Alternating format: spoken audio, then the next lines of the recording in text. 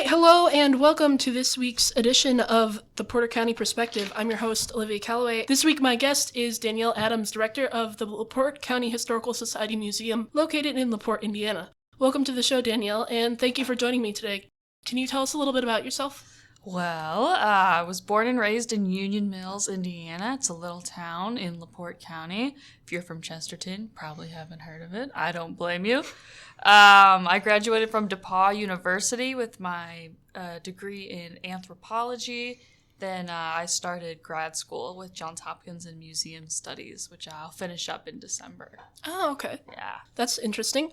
Have you always loved history? How did you come to find yourself working for the Historical Society? Well, I remember the first time I ever went to the Historical Society. A lot of students go in third grade as part of the curriculum is local history. Mm-hmm. And what a better field trip than going to the local history museum. And there was this perm machine in the museum from the 50s or the 30s, and it looks like a crazy medieval torture device. It's crazy. And there's a mannequin lady sitting in it, and she's got all these things attached to her head. It looks nuts.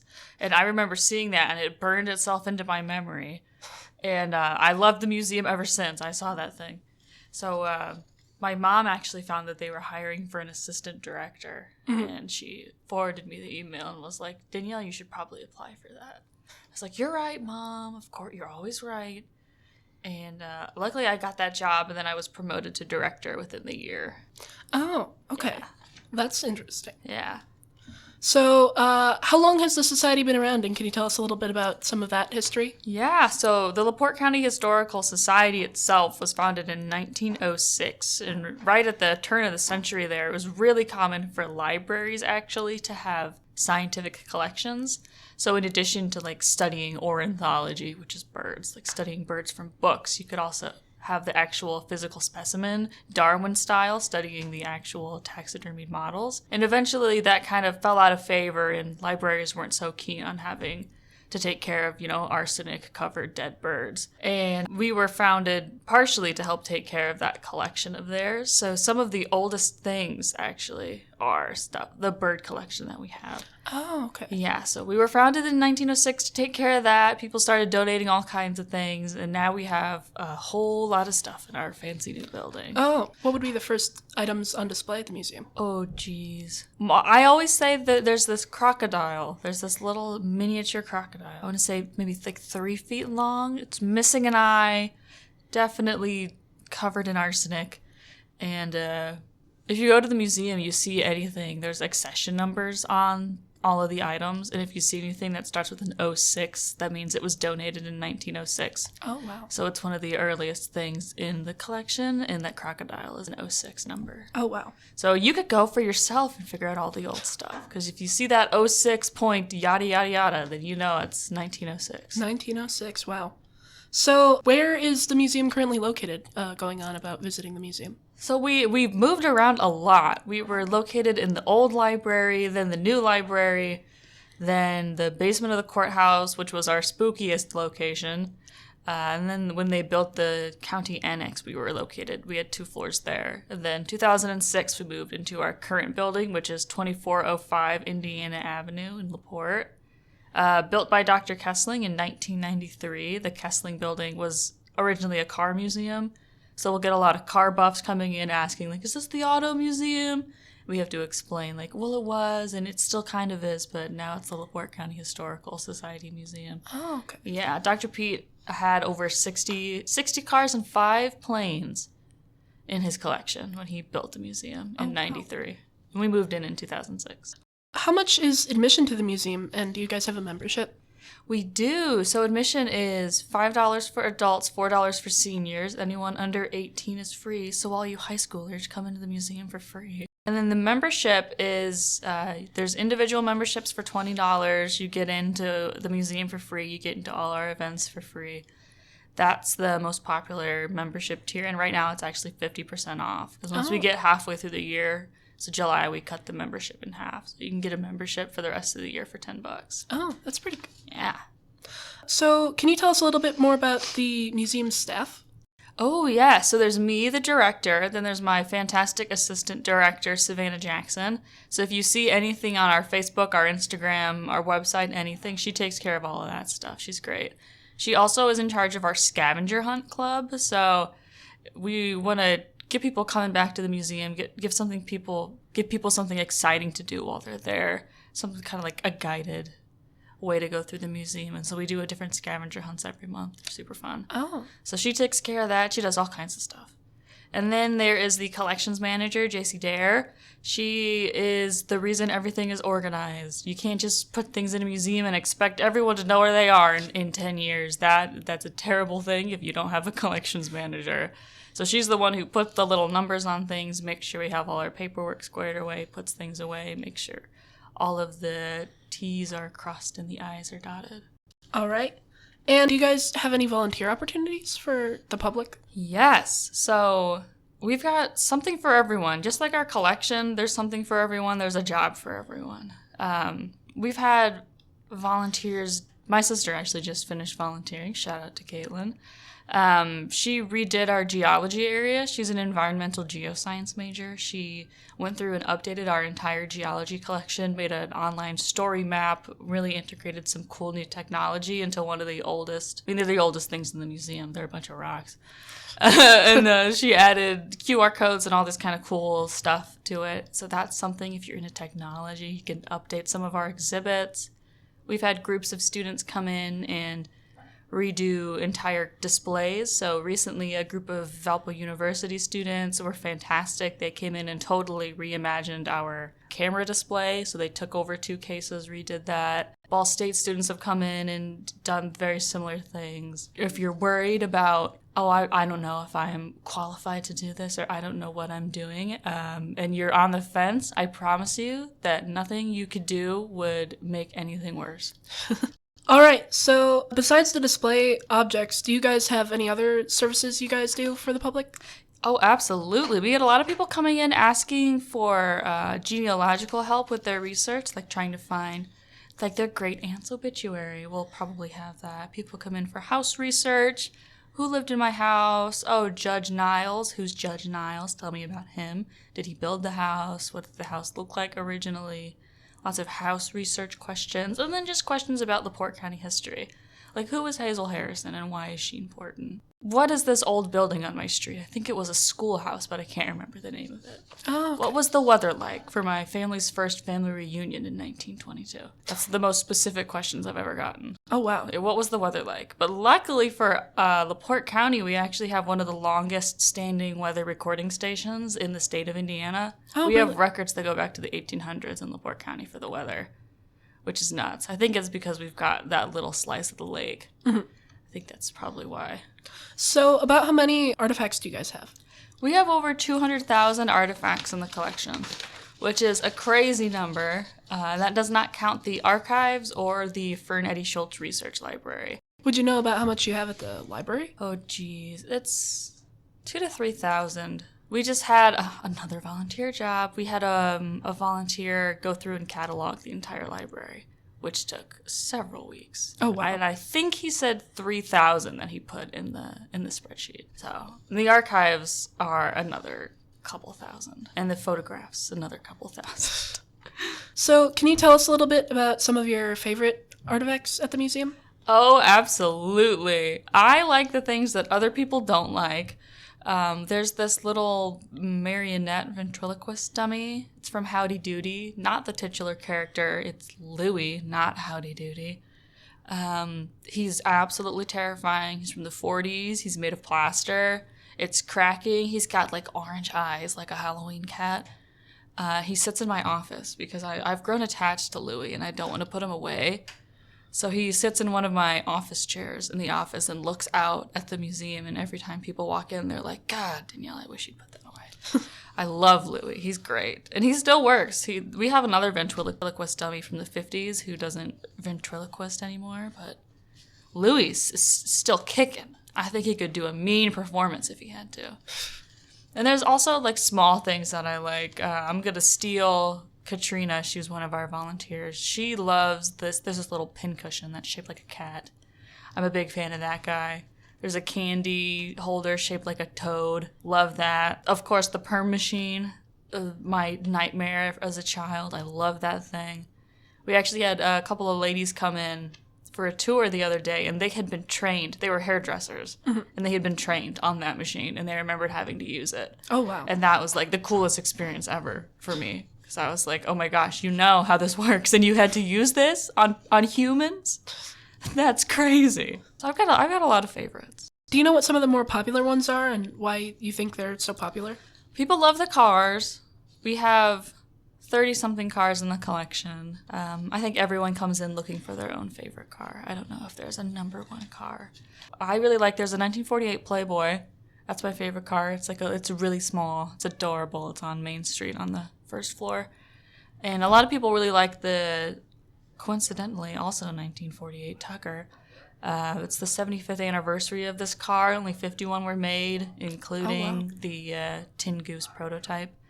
And not all 51 are around anymore. That one's really popular. They actually made a movie about it. It's called, what is it? Like Tucker, A Man in His Dreams. It's got, I think Jeff Bridges is in it. So that's a popular draw for people to come and see the Tucker. Other people like the weapons collection. We have over 1,000 ancient firearms in the collection. It's one of the largest collections in the United States. Oh. Yeah. And that was amassed mostly in the early 1900s to the 1920s. People love to come in and see that. And then I have people coming up to me. I don't know very much about firearms at all, despite working with a huge collection. I learn every day. People will come up to me and say, this placard's actually wrong. It's not, I don't even know. It's not a hammer. It's something else. And then I learn more about these things every day when people come in and tell me that something's a little bit off on the labels. I love it when they do that, because then I get to fix it and learn more about some of the 200,000 things we have in the collection. Yeah. So can you tell us a little bit about some of the permanent exhibits and what people should really pay attention to when they're at them? Ooh, well, I love the period rooms. That was my favorite place when I was a kid. We start with the pioneer era and we end in the 1950s. So if you're trying to see the 70s or 80s, you've got to look around the museum. There's no period room for them. There's some really great stuff hiding in the period rooms, actually. Above the bed is a portrait of the first white settler in Laporte County, Miriam Benedict. There's Hazel Harrison is playing the piano in the music room. She was the first world-famous female black pianist and the first American-trained musician to play with a European orchestra, which was a huge deal. She's from Laporte, the first piano to ever come to Laporte County. We have the first piano ever in the county. We have a Hobart M. Cable piano, which is what Hazel's playing, that was made in the county. We had a piano company. In the 50s room, there's furniture designed by Isamu Noguchi, who is a world-famous sculptor, artist, furniture designer. Passed away since, but his company is around and they still produce his furniture. It was super popular in the 50s. So you can see a Isamu Noguchi couch, ottoman, coffee table, and lamp in the 50s room. So that's a really cool piece of Laporte County history to take a peek at. So if you're into the cars, you're going to go straight up to the second floor. The second floor is all cars. The oldest one we have is a replica 1896 Benz, I want to say. If you're into the ancient weapons, you're going to want to go downstairs. That's in the basement. And then a lot of more Laporte County history stuff is downstairs. Stories about famous people, schools, churches, sports. We've got a section for all the high schools in the county, all kinds of fun stuff downstairs. So on the permanent exhibits, the museum hosts ones about Belle Gunness, a notorious serial killer. Can you tell us a little bit about her? Yes. Unfortunately, one of the most infamous people to come out of Laporte County. She was a Norwegian woman who came to New York, then Chicago. Her first husband died mysteriously, and she and her foster children got out of there. Moved to Laporte on a beautiful farm on McClung Road, started farming, and she would put these letters out in Lonely Hearts ads, the Tinder of 1907, if you will, in Norwegian newspapers, and saying things like, it's a little slice of Norway here in Indiana, writing to Norwegians. You could imagine being a person in a new country and you're homesick and you miss your home country. And a woman saying that she's got a little slice of Norway would be very, very heartwarming for you. So of course you're going to respond. And then she would tell them to sell all their things, don't tell anyone where you're going, sew your money into your underwear because you never know what hooligan will be next to you on the train. And many of the men did this, and then they came to Laporte and they were never seen again. People saw them come, but people didn't see them leave. And eventually a man named Andrew Helgelien came and did this. And his brother knew where he was going. Andrew broke like all of her rules and told his brother, didn't sell all his stuff. And when Andrew didn't come home, his brother Azel was concerned. Like, where's my brother? And he had Belle's address. So he wrote to Belle, like, hi, where's my brother? He came to Laporte, said, hi, where's my brother?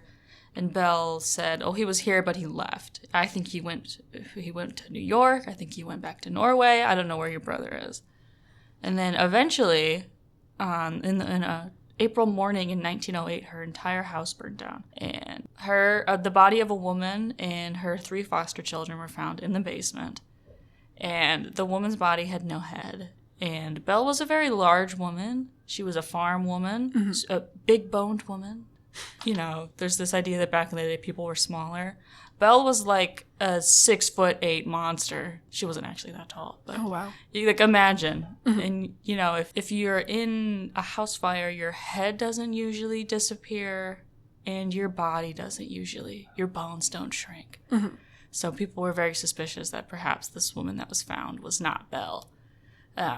Azel heard about this, the brother, and came back and talked to Joe Maxon. He was the farmhand guy, and was like, did she bury anything? Have you seen my brother? Like, where's his stuff? Like, did she have any of his things? Did you bury any of his things? And Joe said, well, yeah, she did have me bury a gunny sack the other day.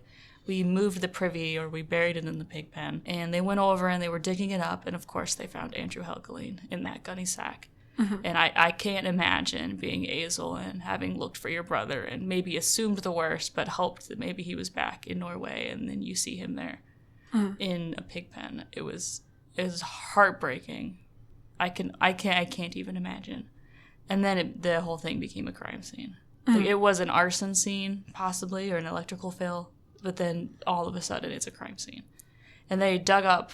Joe was pointing out, like, well, I dug here, the privy was here, and they were digging up these things, and body after body came out of the ground, and a lot of them still aren't identified. There's people's, like, great-uncles and sons and brothers and best friends who came to Laporte and then never went back home. It's absolutely heartbreaking. And people would come from all over the country to watch them exhume these bodies on this farm in Laporte. It was like the fashionable Sunday thing. So you'd go to church on Sunday, and then you would, in your Sunday best, go to this muddy farm and tramp through the grass and the mud to watch the coroner and the police department, the firemen, dig through the yard and find all of these bodies. There's pictures of, like, beverage trucks, like big, like, essentially like selling elephant ears at the scene of a massive crime. It's So, like, a spectacle out of it? Absolutely. People were selling postcards and, like, images, like graphic images of these deceased men and her foster children, and it's a terrible thing. I can't imagine being there. Norwegian people would come and think, like, well, my dad disappeared, maybe he's here, and some of them were able to find him. There were these 2 sons that came, and they were able to recognize their dad because of his mustache. But there's still so many that we don't know who they are, and of course DNA wasn't a thing in 1908. Like, if this had happened today, it'd be open and shut, solved case. You could just test for the DNA and you'd be able to find it. But Right. 1908, the technology wasn't there, so you weren't able to just figure it out with the snap of a finger. So there's a lot of theories, guesses on what happened to Belle, because I think it's pretty widely believed that that woman in the basement wasn't her. Some people think that she ran away to California. There was this poor woman named Esther who everyone thought was Belle Gunness. I feel terrible for Esther. She's not Belle Gunness. That was proven incorrect. She was cleared.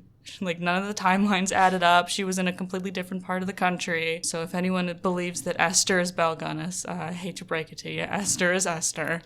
Some people think she went back to Norway. Some people say she lived in Chicago. Some people think she died in the fire. So we don't know what happened to Belle. But we do know that she left a huge scar on Laporte County, and it's a terrible, terrible woman. And that's another one of the collections that we've had in the museum. for a long, long time. The farm went down in 1908, and we were founded in '06. So we inherited a lot of... We have her original letters and things that she wrote to these men. So that's another one of the big collections that we have at the museum, is this nasty, evil, vile woman. But that's one thing that draws people in. Like, if you love true crime and you listen to these true crime podcasts, you read Hell's Princess by Harold Schechter, like one of the best true crime writers, in my humble opinion, wrote a great book about it. And you want to come and see these things because it's very visceral. And we have parts of her farmhouse even in the museum. People would come, the crowds would come, and they would carve their names into the sides of one of her sheds. And we have reconstructed that one side of that shed, and you can see people from like Kalamazoo, people from all over the United States came and carved their names here to put their name in the history books in Laporte County. Yeah. So the number, I think, is the accepted number by our county historian is 19 people. But some people claim she killed hundreds, and I don't think that's correct. But we know of 19. Wow. Yeah. Do you guys have any upcoming temporary exhibits or events that you're excited about? Yes. So we're actually redoing the Belgunnis exhibit to focus more on the story behind it, kind of following what happened to some of the victims and kind of updating the exhibit to make it a little less just scary and a little bit more educational. So that'll be coming hopefully sometime this year. In lighter news, we have a Pets of Laporte County exhibit opening, which I'm very excited about. That'll just be up for about a month. So that one is going to be talking about like Jake the bear, who was the first animal at the Washington Park Zoo. He was like a circus performing bear. And when he was retired from the circus, his owner thought he was sad because no one was cheering him on anymore. And so they built the zoo so that Jake the bear could keep performing in his old age. And I think that's such a sweet story. They built a whole zoo so Jake the bear could perform for people. So that's cute. I love that story. So that'll be opening up at the end of August. We're celebrating 30 years of the Kessling Building. So Kessling Building, built in 1993. We're going to celebrate that, talk about the history of the building. So that's really exciting, really celebrating the Kessling family for having built and then given us this really fantastic building. So that'll be big as well. What are some of your guys' favorite like past temporary exhibits that you've done? Well, I called it like the Veterans Day extravaganza. I did research into 40 different uniforms in the collection, and I really wanted to focus on the person in the uniform, not just this is a navy blue WAVE uniform from World War II. This is what they wore. I wanted to tell the story of the person who wore it. Like, who did they marry? Did they have any kids? Where did they live? What did they do after the war? Stories like that, or like what commendations did they receive for their service. And so that was actually our first exhibit catalog that we ever did. You could go through and open this little booklet, and there were color pictures of the uniforms and pictures of the people and stories about their lives. I was really, really proud of that one. That was up for 3 months last year. And that's probably one of my proudest moments, is seeing that exhibit come together. I thought that was really special. And then, let me think. We had this crazy exhibit schedule early last year. This year, we're not doing the same thing. That was crazy. We had wedding dresses in February, February to something. And then we had prom dresses during prom season. And then we had wedding dresses again in June. And I don't know if anyone listening has ever had to wrap a prom dress in archival tissue to make it safe and keep it preserved, because no piece of fabric can be touching any other piece of fabric. And when you're wrapping a dress that has 9 layers of fluffy tulle and nothing can be touching anything else, you will understand why 3 huge poofy dress exhibits in a row was, in retrospect, kind of a goofy idea. You can't just hang up your prom dress. I mean, my prom dress is in a closet somewhere at my mom's house, but all the prom dresses at the museum have to be preserved and carefully wrapped and taken care of. And I was so happy to see all the dresses out, and people came and saw like their grandma's wedding dress, and there was a lot of people that came out to see their families' wedding dresses and prom dresses, and like, oh my gosh, I went to that prom. I remember when Heather wore that dress. That's crazy.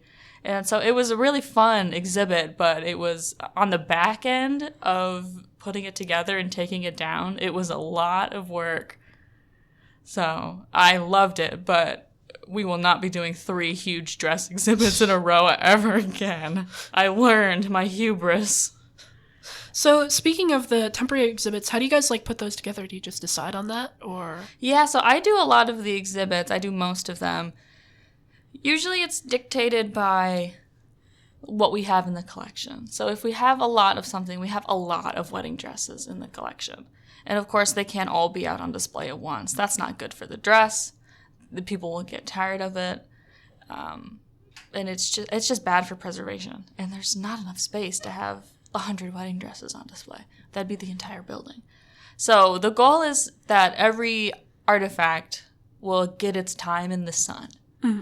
Because not everything can be out all the time. And some things are too fragile to be out for a long period of time. So it's important to rotate things out. So we try to pull together themes or topics that'll get a pretty large portion of a certain collection out. So we're doing the pets one just because I thought it was a fun idea. Mm-hmm. So sometimes it's just like, we should do an exhibit about pets. People have pets, people love their pets, and it's a way to connect people to history. So you think of your dog, you don't think about everyone in Laporte County who has ever had a dog before you and how dogs were at important historic events. Mm-hmm. You don't think about that when you look at your sweet little puppy or your 2 cats.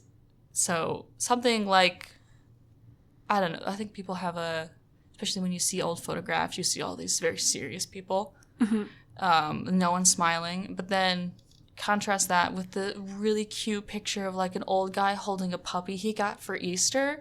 It's absolutely adorable. So like humanizing the people, using pets to humanize the people of the past.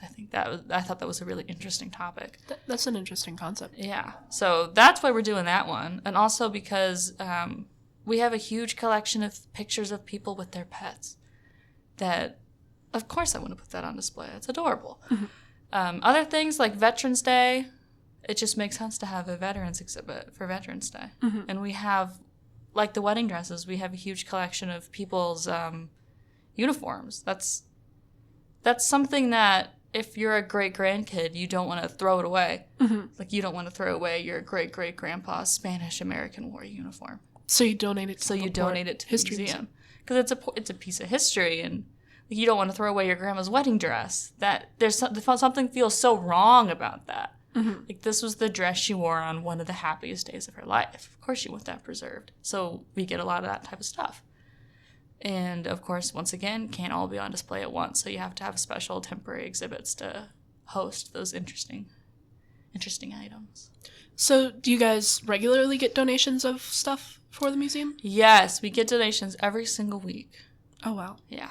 People are donating all kinds of things. I just picked up a Laporte County abstract from the Westchester History Museum before I got here. Oh. Yeah. So I was just down the road picking up another donation. Oh, wow. Yeah. So can you tell us again one more time where the museum is and your hours and how anybody who's really interested can learn a bit more? Absolutely. So we're at 2405 Indiana Avenue in Laporte. We're open Tuesday to Saturday, 10 to 4:30. And if you're thinking, if you even have a passing interest in history or organizing, photography, anything of the sort, we'd be happy to have you. I always try to make sure that our volunteers who are with us for a small amount of time leave having learned something that they can use in their professional life. So if you're thinking, I don't know what I want to do for college, or I don't know what classes I want to take next semester. If you're thinking, maybe I'll do a history thing, I just want to test it out. Low stakes. Mm-hmm. You can come volunteer or intern at the museum. We'll be able to help you figure out what areas you're interested in. Or if you come with an interest, I'll help you hone that. So there's a lot of opportunities at the museum. Almost anything you can think of, there's a way to tie it into museums. It's crazy. Wow. So is there anything else you'd like to share about the LaPorte County History Museum before we wrap it up? I think there's really something for everybody there, and you don't have to be a LaPorte County resident to be able to come and appreciate it. Because while our focus is preserving and presenting the history of LaPorte County to the public, the way that we're doing that ties it into individuals more than the history of the entire county. Mm-hmm. So I think a lot of people will be able to see themselves reflected in the collection because, for example, our toy collection was just redone, and you're going to learn like where people could buy toys in the 50s in LaPorte County. But you're also going to learn about the history of maybe a specific toy that your grandma played with. Mm-hmm. So there's absolutely ties to LaPorte County, but it's not just LaPorte County was founded by blah, blah, blah in this year. It's not like a dry... There's something for everybody. Yeah, it's not a dry, this is the history of LaPorte County. I like to try to find ways to get people interested in it themselves and wanting to learn more instead of just telling everyone everything. I think it's much more engaging for people to come up with those questions and try to find the answers themselves at the museum. So yeah, something for everybody at the Laporte County Historical Society Museum. Something for everybody. Yeah. All right. Well, I think that's going to wrap that up for this week's edition of the Porter County Perspective. Thank you again, Danielle, for coming in. And absolutely. Coming on the show. So this has been WDSO News Director Olivia Callaway signing off. Have a good one.